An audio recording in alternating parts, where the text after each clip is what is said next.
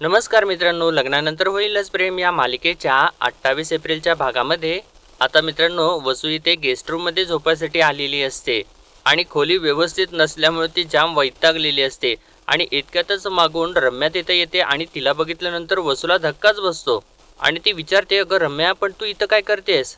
आणि अगं आईची शेपूट बनायची बनून फिरायची वेळ तुझी संपलेली आहे, तू लहान नाही आहेस आता. अगं आत्ता तू विजयरावांच्या बरोबर असायला पाहिजेस असं तिला म्हणते. तर रम्या तर तिच्यावर चिडतेच, म्हणते गप्प बस. अगं मी तुला शेवटचं सांगते, आता सारखं विजय विजय विजय करू नकोस.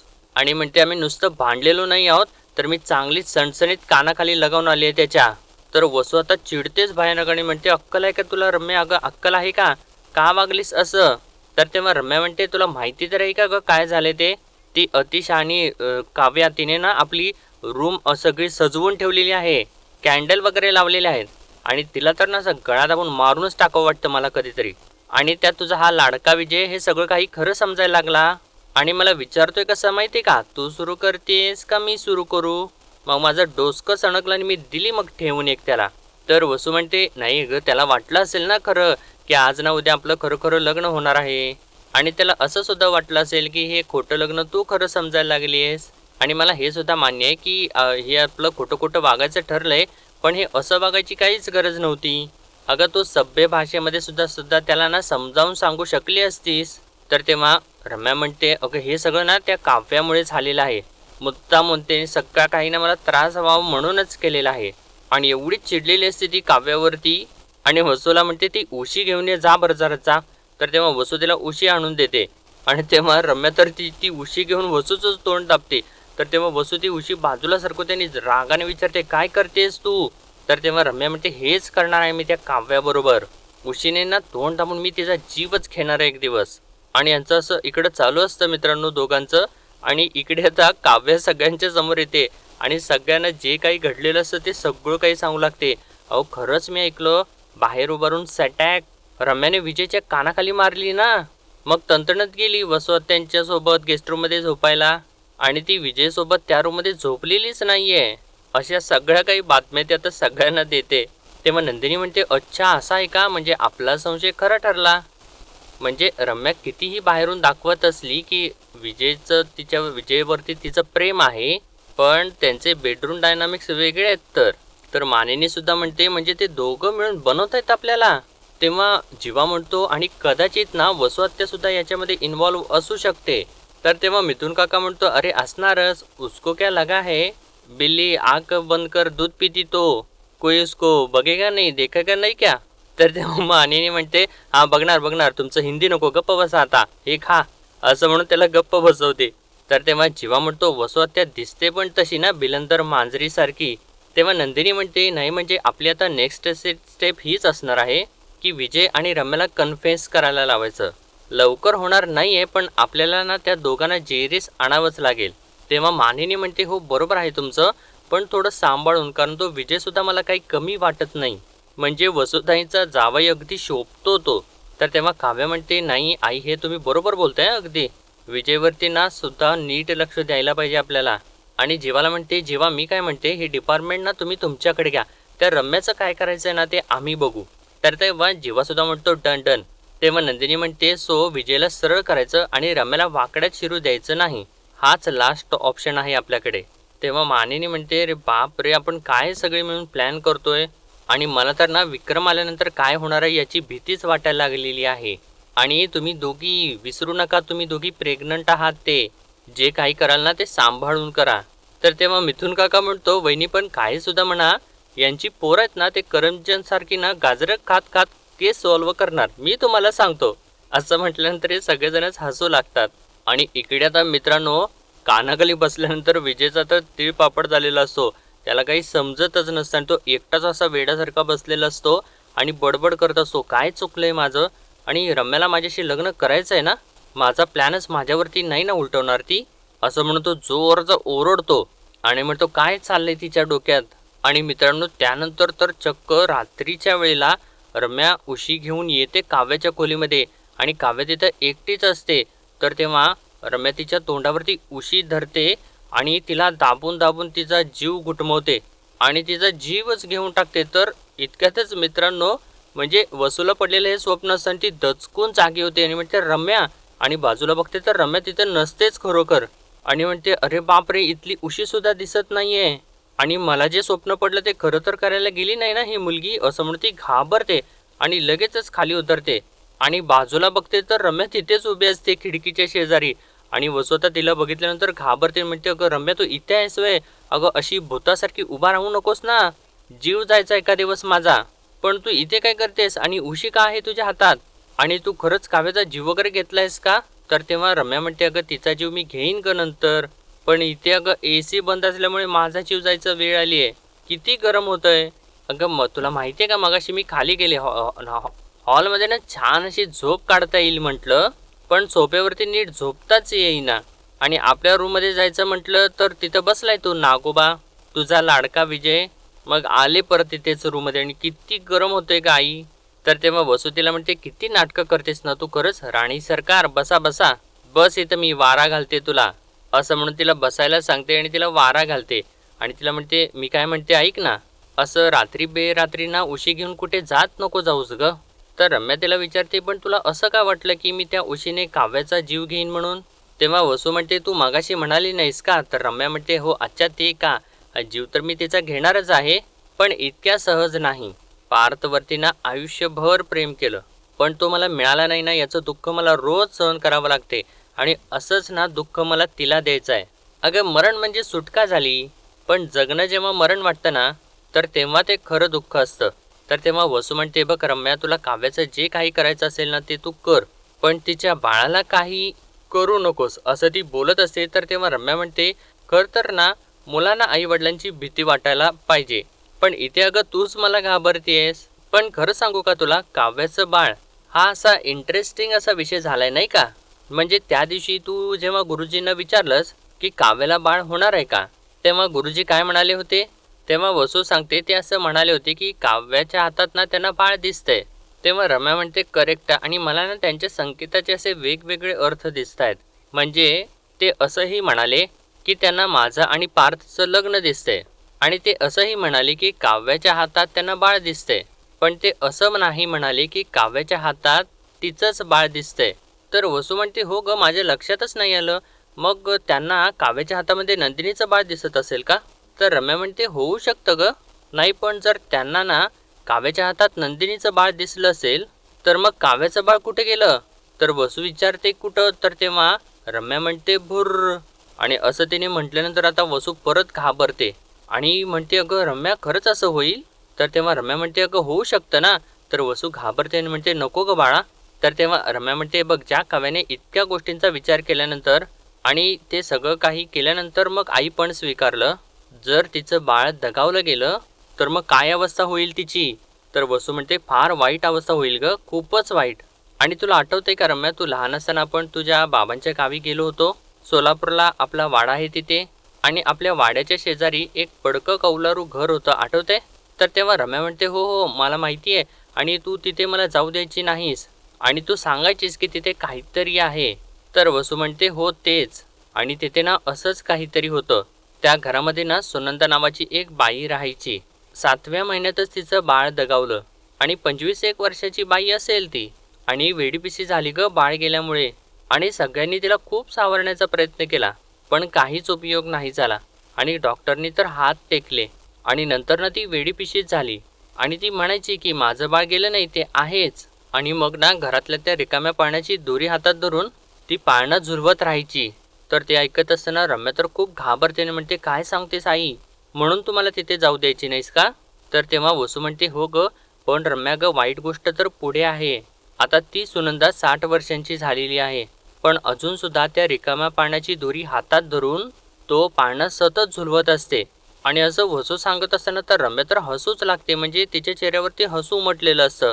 आणि वसू तिला बघितल्यानंतर म्हणते अगं रम्या काय तुझ्या डोक्यामध्ये काय चाललंय. तर तेव्हा रम्या म्हणते नाही नाही काय नाही, तू जाऊन झोप जा, माझं मी घेते वारा, असं म्हणून ती वेगळ्याच विचारात जाते. आणि वसूला काहीतरी आता विचित्र जाणवलेलं असतं तिच्याकडे बघून.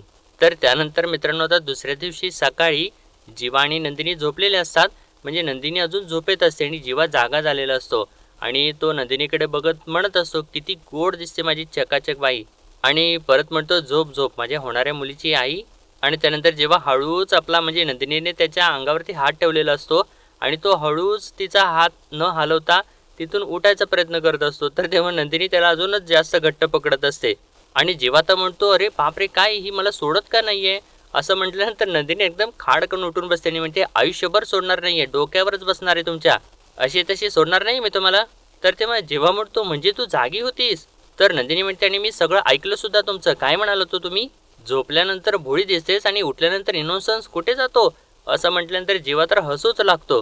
तर तेव्हा नंदिनी म्हणते, नशीब समजा मी आता तुमच्या पोटावरती हात ठेवून झोपले, एकदा माझं ना पोट वाढलं ना की मग तुम्ही तरसाल. तर तेव्हा जेव्हा म्हणतो, ठीक आहे ठीक आहे, हरकत नाही हरकत नाही, तेव्हा ना मी तुझ्या पोटावरती हात ठेवेन. आणि तेव्हा तर ना मला वेडच लागेल, मला ना सतत सवयच लागेल तुझ्या पोटावरती हात ठेवायची. म्हणजे मी जेव्हा लहान होतो ना, म्हणजे युग जेव्हा आईच्या पोटात होता ना, तेव्हा ना मी असं आईला बिलगून झोपायचो, सतत तिच्या पोटावरती हात ठेवायचो आणि युगशी गप्पा मारायचो. आणि मी त्याला म्हणायचो, अरे वाईंग्या, इथे आईला त्रास होतोय, जास्त हालचाल करू नकोस आतमध्ये. आणि तुला माहिती आहे का, तो ऐकायचा माझं. तर तेव्हा नंदिनी त्याला जरा फटका मारते आणि म्हणते, उगीच काहीतरी फेकू नका हो. तर तेव्हा जेव्हा म्हणतो, बरोबर ठीक आहे, चल चल तू आईशी बोले आपण, चल. तर तेव्हा नंदिनी म्हणते, अहो नको नको थांबा, असं म्हणून त्याचा हात घेऊन आपल्या पोटावरती ठेवते आणि म्हणते, आता सांगा पोटातली हालचाल थांबवायचे. तर तेव्हा जेव्हा सांगतो, आता मग काय, अगं आई माझ्यावरती हसायची, मला म्हणायची की उद्या तुझं लग्न झालं ना, तुझी बायको आली आणि तिचं पोट आलं ना, की मग हे तिच्या पोटावरती हात ठेवून सांग तुझ्या बाळाला की हालचाल करू नकोस हा. तर तेव्हा नंदिनी म्हणते, एक सांगू का, जेव्हा आता तुम्ही माझ्या पोटावरती असा हात ठेवलात ना, मला खरंच खूप सेफ वाटतंय.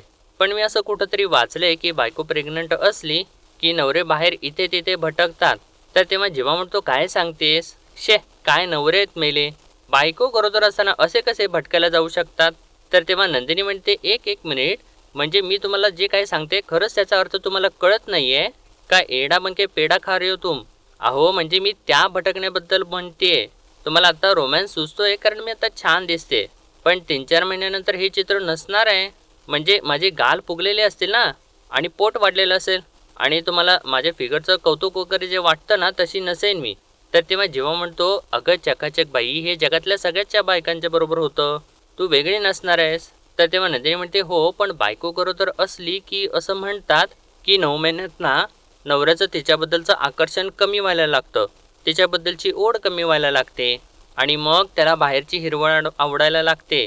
तर तेव्हा जेव्हा म्हणतो हिरवळ, तर नंदिनी म्हणते, हो तुमच्या भाषेत हिरवळच, आणि बाहेर हिरवळ आहे म्हटल्यानंतर घरातल्या गुलाबाला कोण विचारते, मग भीती वाटायला लागते. मग काय नवरा बाहेरच्या हिरवळीकडे जातो आणि शेवाळावरून पाय घसरावा ना तसा तोल जातो त्याचा, असं म्हटल्यानंतर जेव्हा तर मोठमोठ्याने हसू लागतो. तर नंदिनी म्हणते, काय आहे तुमचं, मी सिरियसली बोलते. तर तेव्हा जेव्हा विचारतो, अगं हे कुठं वाचतेस तू हे सगळं काही, आणि मला पण ते पुस्तक वाचायला दे, असं म्हणून तो हसतच असतो. अगं मी पण तुला सिरियसली सांगतोय बघ, एक तुला माहिती आहे मी खूप आळशी आणि मी भटकायला वगैरे कुठं जात नाही. आणि दुसरी गोष्ट ना, मी म्हणजे एक पत्नीव्रता आहे, वन वुमन मॅन, त्यामुळे कुठलीही हिरवळ ना मला तिच्याकडे ओढू शकत नाही. आणि सगळ्यात महत्त्वाची गोष्ट ना, माझ्याकडे एक सुगंधी गजरा आहे, असं म्हणून आरशाकडे नंदिनीला तिलाच दाखवतो आणि म्हणतो, हा गजरा ना मी कायम जपणार आहे आणि आपल्याला ना बांधून ठेवणारा धागा. असं म्हटल्यानंतर तो म्हणतो, अरे भाईसाब काय सुचले मला, कमाल कमाल. तर तेव्हा नंदिनी तर देवालाच नमस्कार करते आणि म्हणते, थँक्यू देवा. तर तेव्हा जेव्हा म्हणतो, चुकून बोलीस का, मला हात जोडायचे होते का तुला, असं म्हणतो हसत असतो. तर तेव्हा नंदिनी म्हणते, मी देवाला हात जोडले कारण मी खरंच खूप लकी आहे, असा वेडपट नवरा मिळालाय मला, तो काहीही बोलतो आणि मला हसवतो. तर जेव्हा म्हणतो, पुढचे 9 महिने ना मी तुला असंच हसवणार आहे, त्यामुळे तू फिट आणि खुश राहशील. तर नंदिनी विचारते, हो का, मग आणि तुम्ही कशाने खुश राहाल. तर तेव्हा जेव्हा म्हणतो, मी ना, असं म्हणून आपला गाल पुढं करतो आणि याने असं म्हणतो. तर तेव्हा नंदिनी त्याच्या गालावरती पप्पी देणारच असते. तर तेव्हा इतक्यातच गजर वाजतो आणि जेव्हा गजर बंद करतो आणि म्हणतो, काय फालतू टायमिंग आहे ना.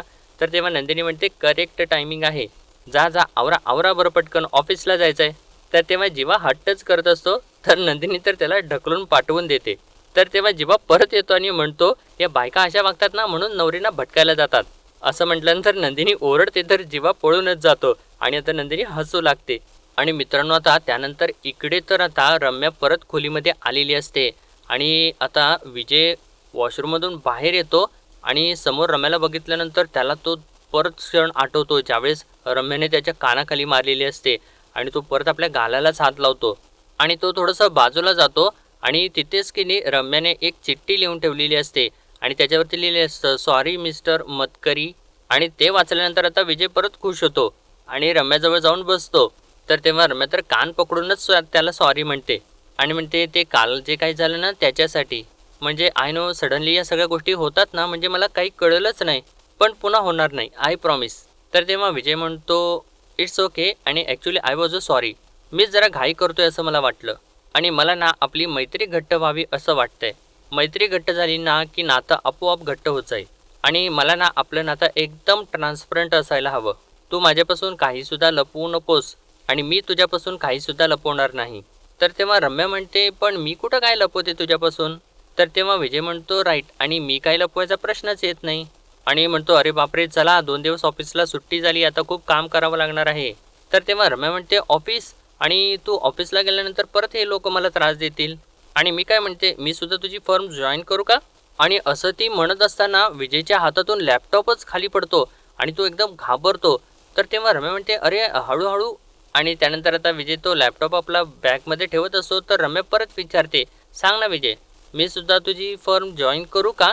तर तेव्हा विजय म्हणतो नाही नको, कारण ना मला ना माझी बायको माझी बॉस असावी असं वाटतंय. सी तू माझी फर्म जॉईन केलीस तर माझ्या हाताखाली तुला काम करावं लागेल, पण ते मला नाही आवडणार. आणि ऑफकोर्स तुझं डेझिग्नेशन हे माझ्यावरती असायला हवं, पण बोर्ड ऑफ मेंबर्स याचा होकार नाही देणार, म्हणून नाही म्हटलं. तर तेव्हा रम्या म्हणते नाही ॲक्च्युली मला आवडलं असतं, पण आता तू म्हणतोयस तर असू देत. तर तेव्हा विजय म्हणतो but I recommend your name for best of the firm for best of the designation. असं म्हणून तो सांगतो बरं बरं ठीक आहे चला मी तयार होतो, ऑफिसला जायला पाहिजे, असं म्हणून तो उठून तिथून निघून जातो. तर रम्या म्हणते बरं झालं याचा राग केला आणि हा शांत झाला ते, आणि यातलं जर माझ्यावरती काही उलटलं तर ना याच्यावरती ढकलण्यासाठी याला मला जरा जवळ करून घ्यायलाच हवं. तर इकडे आता जीवा डायनिंग टेबलवरती बसलेला असतो आणि तो गडबड करत असतो. तेव्हा मानिनी लगेचच येते आणि त्याला म्हणते अरे हळूहळू कोंबू नकोस रे आणि हळू पिया रे मेल्या ठसका लागेल ना, असं ती ओरडत असते. पण जीवा खूप गडबड करत असतो आणि म्हणते अरे तुला काय जातो म्हणतो तो, किंवा तुला काय जातं ठसका लागेल म्हणायला, तुला माहिती आहे का किती उशीर झालाय ते आणि किती ट्रॅफिक लागतं ना, तुला सांगू शकत नाही, तुझं बरं आहे आपलं, तू दिवसभर घरात असतेस. तर मानिनी त्याच्यावर चिडते आणि म्हणते तू थांब घरात, तू सांभाळ घर, मी जाते ऑफिसला. तर तेव्हा जेव्हा तो काढलीच तलवार, तुझ्याशी ना बोलण्यात कोणी जिंकू शकत नाही. आणि आता तो गडबड करून आता तिथून चाललेला असो तर नंदिनी तिथे येते आणि म्हणते थांबा बॅग न घेता जाणार आहात का. तर तेव्हा जेव्हा मानिनीला म्हणतो तुझ्यामुळेच सगळं असं होतं. तर तेव्हा मानिनी त्याला एक फटका मारते आणि म्हणते अरे तू जरा सुधार, बाबा होणार आहेस तू आणि मला माहिती आहे तुझा मुलगा सुद्धा ना असंच दप्तर विसरून जाणार आहे.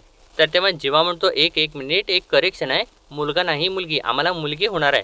तर तेव्हा मानिनी म्हणते अच्छा तुला खात्रीच आहे मुलगी होणार. आणि नंदिनीला विचारते का मला सांग गुरुजींनी संकेत वगैरे काही दिलाय का. तर तेव्हा जेव्हा म्हणतो का तुझ्या गुरुजींचा राहू देत का, 12 महिने तोंडातून सुतळी बॉम्ब फोडत असतात. तर मानिनी त्याच्यावर चिडते आणि तू आज फार मोठ्याने बोलतोस हा, माझ्या गुरुजींना काही बोलायचं नाही सांगून ठेवते. तर तेव्हा जेव्हा म्हणतो नंदिनीला हे बघे असं असतं, माहेरच्यांच्याबद्दल जरा काही बोलायला लागलं ना म्हातारी मारायलाच लागते. तर नंदिनी परत जीवाला एक फटका मारते आणि म्हणते का बोलताय तुम्ही त्यांना. तर तेव्हा जेव्हा म्हणतो हे काय आहे तुमचं चाललंय, एकमेकींशी भांडायचं सोडून माझ्याशी कसलं भांडताय. तर तेव्हा नंदिनी म्हणते कारण ना आम्हाला आवडतं तुमच्याशी भांडायला आणि आम्ही ना एकमेकींशी कधीच नाही भांडणार. तर तेव्हा जेव्हा म्हणतो हो ना भांडाल एक दिवस ना सॉलिड भांडाल. तर आता या दोघे सुद्धा एकदमच त्याला ओरडतात जा आता. आणि तेव्हा आता जीवा चाललेला असतो इतक्यातच आता काव्या येते आणि नंदिनीला म्हणते चला ताईसाहेब रुटीन चेकअपला जायचं आहे ना. तर तेव्हा जीवा आता परत फिरतो आणि म्हणतो नंदिनीला तुझं रुटीन चेकअप आणि हे मला का माहिती नाही, आणि म्हणतो आज मी आता घरीच थांबतोय. तर नंदिनी म्हणते नाही त्याची काही सुद्धा गरज नाही आहे, आम्ही जाऊ. तर तेव्हा जीवा आता ओरडूच लागतो, म्हणतो काय जाशील, कुठे जाशील, बाहेर बघितलंस का ऊन किती येते. अगं उन्हाने रस्ते तापलेत, बरं उन्हामध्ये टॅक्सी मिळत नाही, रिक्षा मिळत नाही, कशी जाणार आहेस तू. आणि नंतर म्हणशील मी का नाही ऐकलं जीवांचं. तर तेव्हा काव्य म्हणते असं काही सुद्धा होणार नाही आहे जीवा सर, कसं आहे ना तुमच्या थोरल्या भावाने मला गाडी चालवायला शिकवली, त्यामुळे मी माझ्या थोरल्या बहिणीला त्याच गाडीमध्ये बसवून घेऊन जाणार आहे.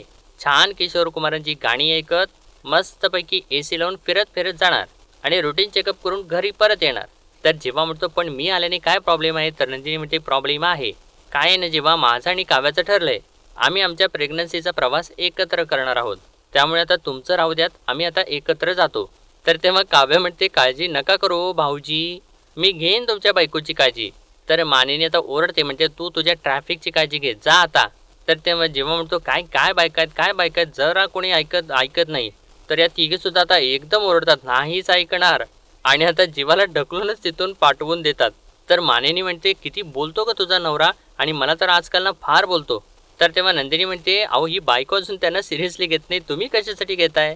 असं म्हटल्यानंतर या तिघी सुद्धा हसू लागतात. आणि त्यानंतर आता काव्या आणि नंदिनी मिळून रुटीन चेकअपसाठी इथे दवाखान्यात आलेले असतात. आणि आता डॉक्टर नंदिनीला तपासतात. तर नंदिनी विचारते डॉक्टर सगळं ठीक आहे ना. तर तेव्हा डॉक्टर सांगतात ठीक आहे, सगळं एकदम मस्त आहे, ऑल गुड. तर नंदिनी म्हणते अगदी देवासारखं भेटलात तुम्ही मला, आधीचा फॉल्स रिपोर्ट बघून ना खरंच खूप निराश झाले होते मी. तर डॉक्टर म्हणतात आम्ही काही देव नसतो, काही वेळा होतं असं, आणि ठीक आहे आता त्याचा विचार नका करू, पण छान खायचं प्यायचं, गाणी ऐकायची, आणि नाचावंसं वाटलं तर नाचायचं सुद्धा. तर तेव्हा नंदिनी म्हणते नाचायचं, मला वाटते तुम्ही पहिला डॉक्टर असाल जे प्रेग्नन्सीमध्ये नाचायला सांगतायत. तर तेव्हा डॉक्टर म्हणतात प्रेग्नन्सी म्हणजे काही आजार नसतो, स्वतःला सांभाळून सगळं काही करू शकतो आपण. आणि नाचायचं म्हणजे काय ढोल ताशावरती नाचत नाही ना आपण सुंदरशा गाण्यावरती हलका ताल धरला, एखादी फिरकी घेतली, तर त्याच्या आनंदाच्या लहरींना बाळापर्यंत सुद्धा पोहोचू शकतात. आणि आपण स्ट्रॉंग राहिलो ना तर जन्माला येणारं बाळ सुद्धा स्ट्रॉंगच असतं. आणि खूप मॅटर करतं की तुमच्या आसपास किती पॉझिटिव्हिटी आहे, तुम्ही किती चांगल्या आणि सुखद गोष्टींना ॲक्सेप्ट करताय, काय विचार करताय, काय टेन्शन घेताय, या सगळ्याचा परिणाम नकळतपणे बाळावरती होत असतो. म्हणूनच बाळाच्या आईसमोर ना काही स्ट्रेसफुल घडू नये असं म्हणतात. आणि म्हणते काही आठवडे झाले ना बाळाला येऊन, आणि हो तुम्ही टेस्ट उशिरा केलीत, बाळ काही दिवस आधीच आलं होतं तुमच्याकडे. आणि असं म्हटल्यानंतर नंदिनी तर खूपच खुश होते आणि आपल्या पोटाला हात लावून बाळाचं फिलिंग्स घेऊ लागते. आणि ती थोडी भावूक झालेली असते मित्रांनो. आणि आजचा भाग इथे संपतो आणि पुढील भागामध्ये आपण पाहणार आहोत. आता काव्या सगळ्यांना तयार करून घेऊन आलेली असते आणि ती रम्याला म्हणत असते तू लग्न केलंस ना तेव्हा आम्ही कोणीच नव्हतो. मग म्हटलं आता तुझं साजरं संगीत लग्न होऊन जाऊ देत. आणि म्हणते मी तुझ्यासाठी हार आणलेला आहे. तर तेव्हा नंदिनी सांगते आणि मी अक्षता केलेल्या आहेत. तर तेव्हा पार्थ म्हणतोय बघ मी तर तुझ्यासाठी मंगळसूत्र आणलेलं आहे, हे बघ तुझ्या नावाचं मंगळसूत्र माझ्या हातात आहे. तर जेव्हा म्हणतो आणि मी तुझ्यासाठी आंतरपाठ आणलेला आहे. तर रम्या म्हणते हा काय वेडेपणा आहे. आणि वसू म्हणते लग्न लावण्यासाठी गुरुजी हवे असतात आणि आहेत का ते. आणि असं वसू बोलत असते तर मित्रांनो इतक्यात तिकडून गुरुजी सुद्धा येतात आणि म्हणतात जिथे कमी तिथे आम्ही. आणि मित्रांनो गुरुजींना बघितल्यानंतर वसूला, रम्याला आणि विजयला तर धक्काच बसतो आणि यांचा प्लॅन तर एकदम फुलप्रूफ असतो मित्रांनो. आणि बघत आता उद्याच्या भागामध्ये काय घडतं ते. तोपर्यंत मित्रांनो आपल्या व्हिडिओला लाईक शेअर आणि सबस्क्राईब नक्कीच करा. धन्यवाद.